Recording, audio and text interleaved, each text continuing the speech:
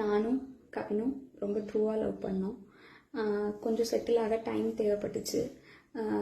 மே 30 அப்போ வந்துட்டு சுஜித்தும் கவினும் பேசிக்கிட்டாங்க.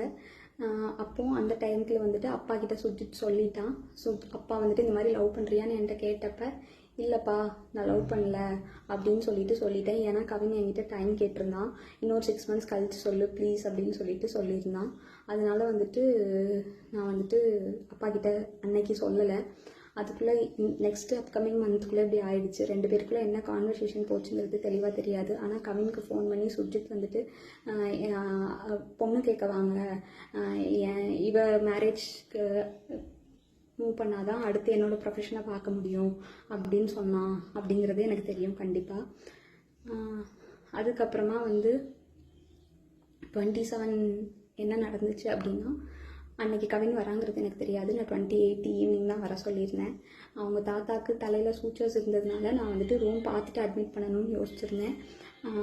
அப்போ வந்துட்டு ஆஃப்டர்நூன் மங்கம்மாள் சாலைக்கிட்ட வந்து நின்றுட்டு தான் எனக்கு வந்துட்டு தெரியவே செய்யும் அவங்க வந்திருக்காங்கன்னு சொல்லிட்டு. ஸோ டேரெக்டாக நான் அங்கே ஐபிக்கு கூட்டிகிட்டு போயிட்டு கவின் உள்ளே வந்தான். பட் அவங்க அம்மாக்கிட்டையும் மாமாக்கிட்டையும் மட்டும்தான் நான் பேசிகிட்டு இருந்தேன். பேசிகிட்டே அப்படியே கவின் வெளியே போயிட்டான்.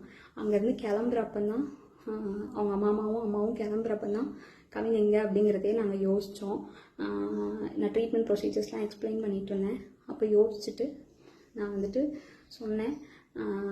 அவங்க அம்மா வந்துட்டு கால் பண்ணாங்க, உனக்கு எடுக்கல. நானும் கால் பண்ணி எடுக்கல. நீங்கள் வேணால் பசிக்குதுன்னு சொன்னாங்க அவங்க அம்மா, சாப்பிட போங்க, நான் வேணால் வர சொல்கிறேன்னு சொல்லியிருந்தேன்.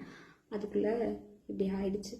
ஸோ வந்துட்டு இது தேவையில்லாமல் நிறையா இஷ்டத்துக்கு யாரும் வதந்தியை கிளப்ப வேண்டாம். உங்களுக்கு தோணுது எல்லாத்தையும் பேசாதீங்க. எங்கள் அப்பா அம்மாவுக்கு இதில் எந்த சம்மந்தமுமே கிடையாது, அவங்களுக்கு தெரியாது. இதை இதோட விட்டுருங்க. அவ்வளோதான்.